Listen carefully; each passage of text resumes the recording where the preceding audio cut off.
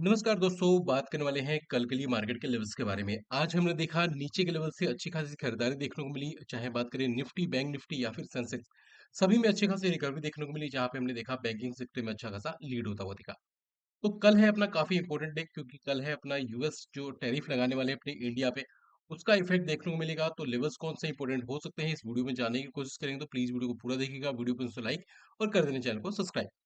सीधा आते हैं चार्ट पे और समझने की कोशिश करते हैं कल के लिए इंपोर्टेंट लेवल्स के बारे में। स्टार्टिंग करने वाले हैं निफ्टी और बैंक निफ्टी के दोनों इंडेक्सेस से, उसके बाद देखेंगे प्रॉपर बाकी स्टॉक्स के बारे में।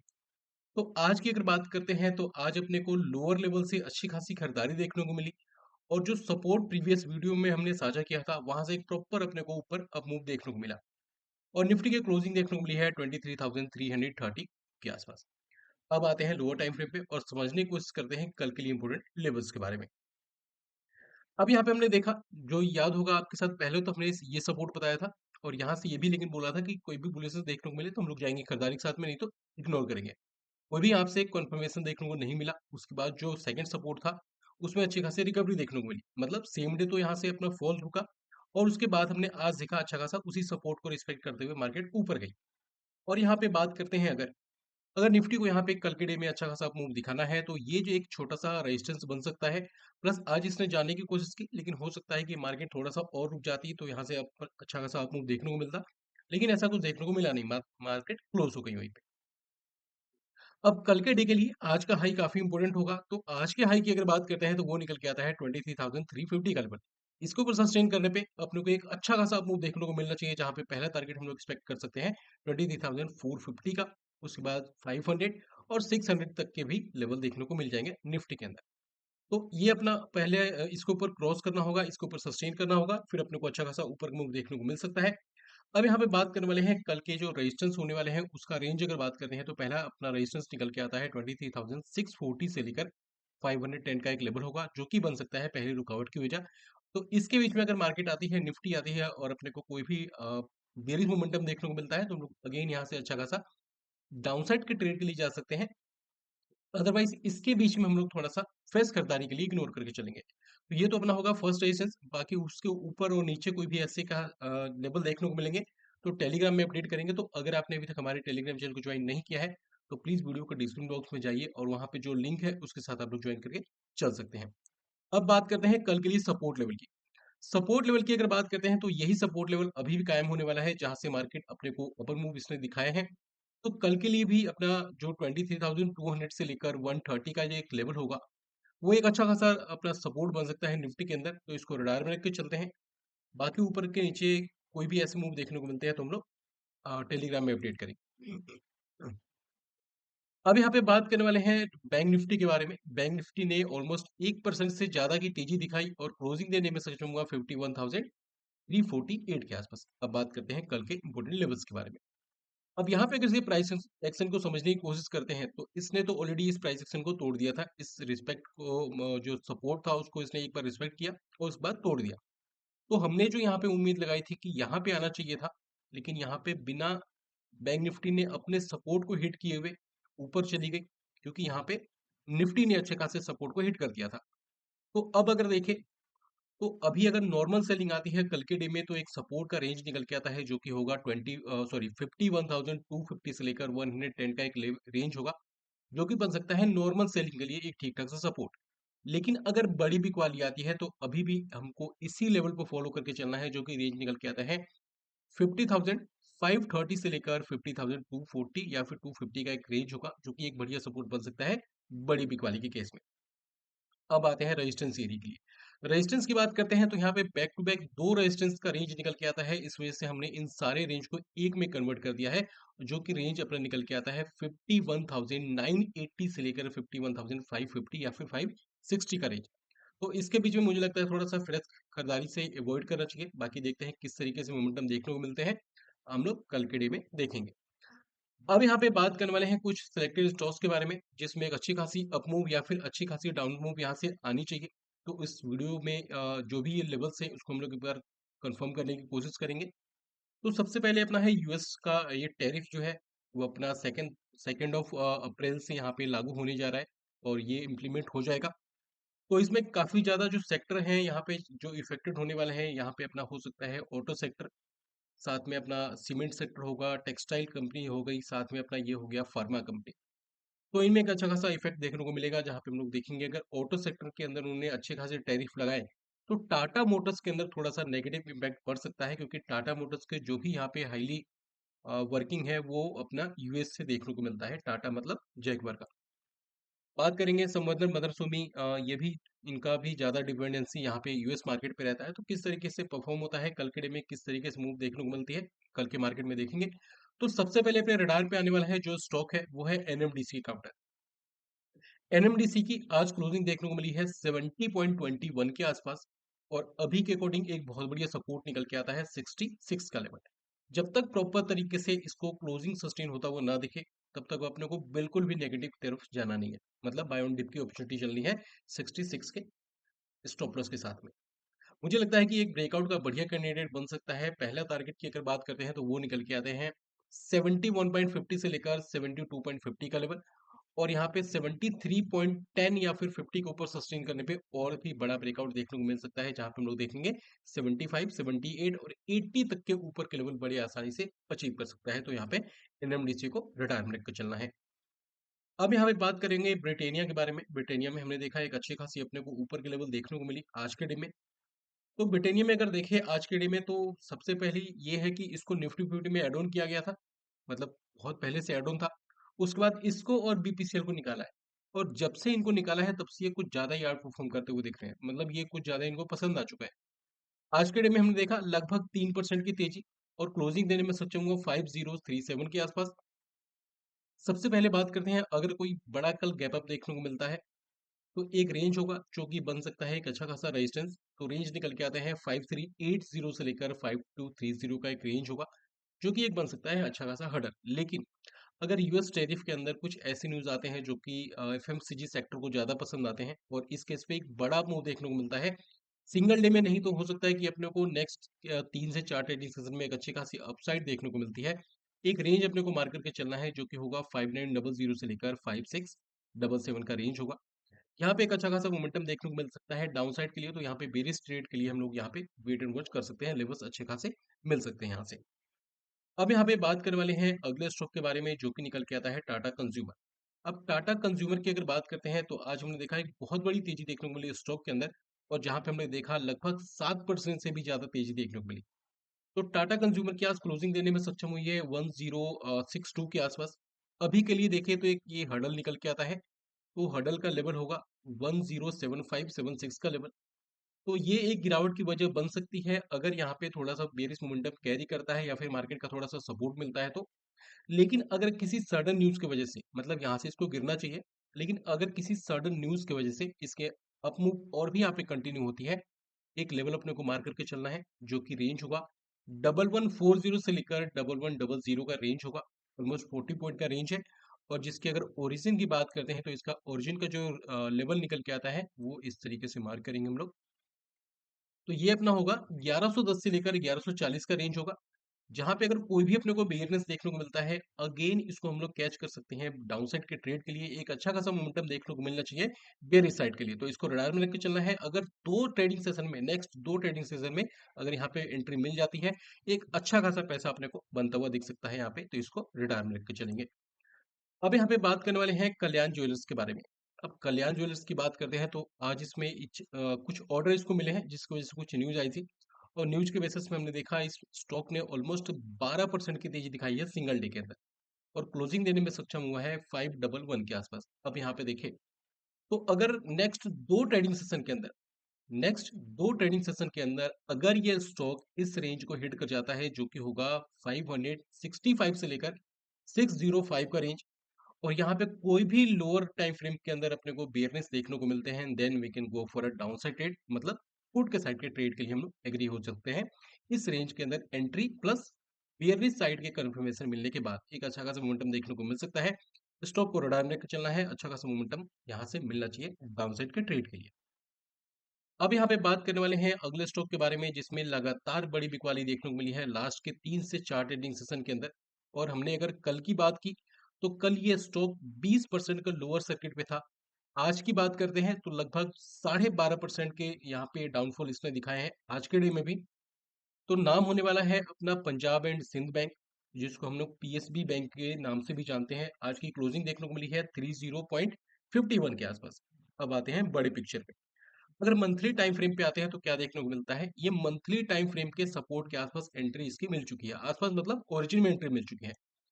तो यहाँ पे देखें तो इसके अकॉर्डिंग एक इसका स्टॉप लॉस बनता है जो कि होगा 29 का। 29 के नीचे सस्टेन होने पे डेली क्लोजिंग बेसिस पे यहाँ पे मुझे लगता है कि थोड़ी सी यहाँ पे गिरावट यहाँ पे और भी कंटिन्यू हो सकती है। लेकिन अगर यहाँ से अप मूव आता है तो एक अच्छा खासा मोमेंटम देखने को मिलना चाहिए, तो इसको रडार में रख के चलना है, लेकिन स्टॉप लॉस यहाँ पे स्ट्रिक्ट लगा के चलना है। लेकिन अगर ये ब्रेक हो जाता है, अगर ये ब्रेक हो जाता है तो अपने को बिल्कुल भी इसको स्किप नहीं करना है। नेक्स्ट लेवल होगा जो कि होगा 26 से लेकर 23 का रेंज होगा। मुझे लगता है कि यहाँ पे अगर एंट्री मिल जाए इसको ब्रेक होने के बाद, तो ये स्टॉप लॉस अपने को कैरी करना है, मतलब स्टॉप लॉस हिट हो जाए, एग्जिट कर जाना है। लेकिन अगर यहाँ पे फिर एंट्री मिलती है, मुझे लगता है कि इसको अवॉइड नहीं करना चाहिए। एक बहुत बढ़िया रेंज है। अब देखते हैं कहाँ से चलता है। अगर यहाँ से अप मूव आ जाए तो बहुत बढ़िया, लेकिन नहीं आता है तो अपने को यहाँ पे एंट्री मिलनी चाहिए और एक अच्छा खासा अपसाइड यहाँ से देखने को मिलेगा। अब यहाँ पे बात करने वाले हैं सेम सेक्टर से, मतलब पीएसयू बैंक से एक और स्टॉक होने वाला है जो कि नाम होने वाला है यूको बैंक। यूको बैंक एक टाइम 70+ पे ट्रेड किया करता था, आज ये हो चुका है लगभग 50% से भी ज्यादा यहाँ पे डिक्लाइन देखने को मिल चुका है। आज हमने देखा लगभग 30 के आसपास ट्रेड करता हुआ दिख रहा है। डेली पे आते हैं अगर, तो डेली पे हमने यहाँ पे भी देखा लास्ट के 3 ट्रेडिंग सेशन के अंदर एक बड़ी बिकवाली देखने को मिली है। आज के डे में हमने देखा लगभग 4% की बिकवाली। तो इस स्टॉक की अगर बात करते हैं तो एक ओरिजिनल लेवल निकल के आता है जो कि होगा 28.40 से लेकर 25.80 या फिर 25.50 का लेवल। मुझे लगता है ये एक अच्छा खासा सपोर्ट बन सकता है इस स्टॉक के लिए, तो इसको रडार में रखकर चलना चाहिए। कोई भी अपने को अपर साइड के मूवमेंट देखने को मिलते हैं 25 के स्ट्रिक्ट स्टॉप लॉस के साथ में, हम लोग यहाँ से लॉन्ग साइड के ट्रेड के लिए जा सकते हैं। अब यहाँ पे बात करने वाले हैं उन लोगों के लिए जिन्होंने वीडियो अभी तक देखा है, और इस वीडियो को देखने के बाद अगर आपने कुछ भी बाइंग या फिर सेलिंग की प्लानिंग की है, एक बार खुद की रिसर्च जरूर कर ले, क्योंकि वीडियो में बताया गया जो भी लेवल से मेरी खुद की स्टडी है और अपने स्टडी के बेस पे मैं किसी को भी किसी पर्टिकुलर ट्रेड के अंदर बाय या फिर सेल की सलाह नहीं देता हूँ। बेटर होगा खुद की रिसर्च करें, अपने रिस्क को कैलकुलेट करें, और अगर आपको ऐसा लगता है किसी भी पर्टिकुलर ट्रेड के अंदर स्टॉप लॉस होने से बड़ा कैपिटल वाइपआउट हो सकता है, तो वैसे ट्रेड को जितना ज्यादा हो सके इग्नोर करके चलिए। अब यहाँ पे हम लोग बात करेंगे अगले स्टॉक के बारे में। तो अपना जो अगला स्टॉक निकल के आता है उसका नाम क्या हो सकता है, वो है बीएससी लिमिटेड। बीएससी लिमिटेड, इसमें कुछ यहाँ पे जो इनकी जो एनएससी ने जो इनको बोला था एक्सचेंजेस को कि मंडे को हम लोग एक्सपायरी करना चाहते हैं, जिसका ये जो खबर थी थोड़ा बीएससी के लिए नेगेटिव थी, क्योंकि ये दोनों ही बीएससी और एनएससी दोनों ही एक दूसरे के कंपटीटर हैं। तो ये भी अपना सेबी ने इसको मना कर दिया है। इन्होंने बोला है कि नहीं, मंडे को नहीं होगा, मतलब जो अभी जैसे चलता रहा है वही है। बाकी मंडे से बाद में आप लोग जो भी स्विच करना चाहते हो कर सकते हो, लेकिन मंडे को नहीं होगा। तो ये नेगेटिव खबर है एनएससी के लिए, लेकिन बीएससी के लिए पॉजिटिव खबर है। तो इस वजह से प्लस कुछ इनको ऑर्डर भी अच्छे खासे यहाँ पे देखने को मिले हैं, तो इस वजह से अच्छी खासी रिकवरी देखने को मिल रही है। तो अभी देखें तो लगातार यहाँ पे अपर मूव देखने को मिला है इस स्टॉक के अंदर, और क्लोजिंग देखने को मिली है 5654 के आसपास। तो अभी मुझे लगता है कि खरीदारी करना थोड़ा सा रिस्की हो सकता है, क्योंकि यहाँ पे ट्रेलर का रेजिस्टेंस और साथ में एक ऐसा सप्लाई जोन जिसने प्राइस एक्शन को बड़ा फॉल दिया, तो इसको अपने को रडार में रख के चलना है, क्योंकि यहाँ से मुझे लगता है कि अच्छे खासी बिकवाली आनी चाहिए। और इस रेंज में जो कि होगा 5750 से लेकर 6150 का रेंज, मुझे लगता है कि इस रेंज में खरीदारी थोड़ा सा रिस्की हो सकता है, तो बेटर होगा 6150 के ऊपर क्लोजिंग सच होने का वेट करें। अदरवाइज यहाँ पे मुझे लगता है खरीदारी थोड़ा सा ज्यादा रिस्की हो सकता है। अब यहाँ पे बात करने वाले हैं कॉनकोर के बारे में। अब कॉनकोर की अगर बात करते हैं तो यहाँ पे क्या देखने को मिलता है, एक बॉटम टाइप का स्ट्रक्चर बनाने की कोशिश है। तो जो थोड़ा सा रिस्क ले सकते हैं उनके लिए होगा 670 या फिर 672 का स्टॉप लॉस। उसके नीचे अगेन यहाँ पे बियरनेस देखने को मिलेगी। जो रिस्क नहीं लेना चाहते हैं उनके लिए जो स्टॉप लॉस होगा वो होगा 680 का स्टॉप लॉस। 680 के नीचे मुझे लगता है कि यहाँ पे नया यहाँ पे बिकवाली देखने को मिलेगी, क्योंकि यहाँ पे अगर देखते हैं हम लोग तो एक ब्रेकआउट टाइप का स्ट्रक्चर यहाँ पे देखने को मिल रहा है। तो इस स्टॉक को रडार में रखकर चलेंगे 680 के स्टॉप लॉस के साथ में। मुझे लगता है कि आने वाले टाइम में अगर यहाँ पे मार्केट कोई बहुत बड़ा बवंडर नहीं खेलती है, तो यहाँ पे अपने को 725 730 का पहला टारगेट, 740 और 755 और हो सकता है 775 तक के भी ऊपर के लेवल देखने को मिलेंगे। तो कौन को रडार में रख के चलेंगे। बात करने वाले हैं ग्रासिम के बारे में। ग्रासिम को एक लंबे टाइम से हम लोग फॉलो करते हुए आ रहे हैं। तो ऑलरेडी एक ये रेजिस्टेंस के पास फॉलो कर रहा है, मतलब ये ट्रेड कर रहा है। अगर यहाँ से कोई सडनली अपने को अच्छी खासी बिकवाली के नज़ारे देखने को मिलते हैं, मतलब लोअर टाइम फ्रेम की कंफर्मेशन के साथ में, तो अगेन हम लोग यहाँ से बेयरिश साइड के ट्रेड के लिए जा सकते हैं। लेकिन काफ़ी बढ़िया होगा अगर इसके अंदर एक गैप अप देखने को मिल जाए, या फिर सडनली 1 या 2 नेक्स्ट ट्रेडिंग सेशन के अंदर एक बड़ा स्पाइक देखने को मिल जाए और इस रेंज में एंट्री हो जाए, जो कि निकल के आता है 2730 से लेकर 2670 का रेंज। तो इसके बीच में अगर यहाँ पे अपनी एंट्री मिल जाती है ग्रासिम के अंदर और अपने को थोड़ा-सा भी upper move sorry lower time frame के अंदर अपने को सॉरी मतलब लोअर टाइम फ्रेम के अंदर अपने को नेगेटिविटी देखने को मिलती है या फिर देखने को मिलता है छोटे से रेंज का ब्रेकडाउन, देन हम लोग यहाँ पे एक बियरिश साइड के अंदर जा सकते हैं। मतलब बियरिश साइड के ट्रेड के लिए यहाँ पे एंट्री बना सकते हैं, तो इसको रडार में रख के चलना है। अब यहाँ पे बात करने वाले हैं अदानी इंटरप्राइजेस के बारे में। अदानी स्टॉक, जो अदानी इंटरप्राइजेस है, मुझे लगता है कि एक ब्रेकआउट का बढ़िया कैंडिडेट बनता हुआ नजर आ रहा है। आज के डे में हमने देखा लगभग 1.5% की तेजी क्लोजिंग दिन में सक्षम हुआ 23669 के आसपास। बात करते हैं सपोर्ट लेवल, अभी के अकॉर्डिंग 2290 का बढ़िया सपोर्ट निकल के आता है। लेकिन अगर ये सस्टेन करना स्टार्ट करता है 2400 के ऊपर, 2400 के ऊपर एक बड़ी तेजी देखने को मिल सकती है। अदानी इंटरप्राइजेस को रडार में रख के चलना है, बढ़िया मोमेंटम दिखा सकता है लेकिन 2400 के ऊपर सस्टेन होने पे। अब यहाँ पे बात करने वाले हैं केईआई इंडस्ट्रीज के बारे में। केईआई इंडस्ट्रीज याद होगा काफी पहले वीडियो में शेयर किया था जब यहाँ पे एंट्री मिली थी। उसके बाद इसने कुछ अपर मूव भी दिखाए, फिर यहाँ पे डिक्लाइन देखने को मिली। आज के डे में हमने देखा फिर से एंट्री देखने को मिली और फिर से एंट्री के बाद अपने को एक प्रॉपर एक काफी बुलिश क्लोजिंग देखने को मिली है। तो यहाँ पे क्लोजिंग देखने को मिली है 282880 के आसपास। अगर ये ब्रेक कर जाता है 2730 या फिर 35 के लेवल को, तो अगेन यहाँ पे एक अच्छा खासा बियरनेस यहाँ पे फॉलो करता हुआ दिखेगा। लेकिन अगर ये सस्टेन करना स्टार्ट करता है 2920 या फिर 2950 के ऊपर, एक बड़ा ब्रेकआउट कैंडिडेट बन सकता है। केईआई इंडस्ट्रीज को रडार में रखकर चलना है। अपने अच्छे खासे सपोर्ट के आसपास ट्रेड करता हुआ दिख रहा है। इसको अगर फॉलो करके चलते हैं तो मुझे लगता है कि अच्छा खासा पैसा यहाँ पे बन सकता है। तो केईआई इंडस्ट्रीज को रडार में रखकर चलना। बात करने वाले हैं कमिंस इंडिया के बारे में। अब कमिंस इंडिया के बारे में बात करें उससे पहले छोटी सी रिक्वेस्ट है, अगर आपने वीडियो को अभी तक देखा है तो प्लीज वीडियो को लाइक और चैनल को कर देना सब्सक्राइब, ताकि हमें जो भी कंटेंट हो टाइम से मिल पाए। क्योंकि काफी मेहनत लगती है वीडियो बनाने में, तो आपका भी बनता है कि थोड़ा सा सपोर्ट कीजिए, थोड़ा सा मोटिवेट कीजिए। तो आप वीडियो को जितना ज्यादा हो सके लाइक, चैनल पर न हो तो कर देना सब्सक्राइब, और जितना ज्यादा हो सके वीडियो को शेयर कर देना। अब अगर बात करते हैं कमिंस इंडिया के बारे में, तो कमिंस इंडिया मुझे लगता है कि एक ब्रेकआउट का बड़ा कैंडिडेट ये भी बन सकता है। तो अभी के अकॉर्डिंग एक बढ़िया सपोर्ट निकल के आता है 2920 का लेवल, और इसके लिए कंडीशन बस ये है कि इसके ऊपर सस्टेन होना काफी इंपोर्टेंट है, जो कि होगा 3085 या फिर 3090 के ऊपर। अगर सस्टेन करता है एक बड़ा ब्रेकआउट हो सकता है, क्योंकि ऊपर सब कुछ गार्बेज पड़ा हुआ है। टारगेट की बात करते हैं तो 3150 का फर्स्ट टारगेट होगा, 3200 का सेकंड टारगेट, और हो सकता है 3270 तक के थर्ड टारगेट भी यहाँ पे अचीव करता हुआ नजर आ जाए। तो अपने को कमिंस इंडिया को रडार में लेकर चलना है, अच्छा खासा मोमेंटम दिखा सकता है। अब यहाँ पे बात करने वाले हैं अगले स्टॉक के बारे में, जो कि निकल के आता है इंडसइंड बैंक। इंडसइंड बैंक के अंदर हमने देखा लास्ट के 2 दिनों में एक अच्छी खासी खरीदारी देखने को मिली, और आज के डे में भी देखा तो अच्छी खासी लीड किया इसने, लगभग 3% की तेजी। तो 702 के आसपास आज की क्लोजिंग देखने को मिली है। एक लेवल अपने को फॉलो करके चलना है, जो कि होगा 710 का। 710 के ऊपर सस्टेन करने का मतलब है 740 का पहला टारगेट, 760 का सेकंड टारगेट, और 800 तक के भी ऊपर के लेवल देखने को मिल जाएंगे। तो रडार में लेकर चलना है। अभी एक बड़े टाइम फ्रेम के सपोर्ट के आसपास से ये ट्रेड करता हुआ दिख रहा है, तो 710 के ऊपर एक बढ़िया ब्रेकआउट देखने को मिल सकता है। बात करने वाले हैं बजाज फाइनेंस के बारे में। बजाज फाइनेंस, इसने एक नया ऑल टाइम हाई बनाया, और हाई लगाने के बाद इसमें थोड़ी सी अच्छी खासी बिकवाली देखने को मिली है। जहां पे हमने देखा आज मार्केट के रिकवरी के बावजूद भी इसके अंदर कोई भी तेजी देखने को नहीं मिली। तो अभी एक और देखते हैं हम लोग इस स्टॉक के बारे में।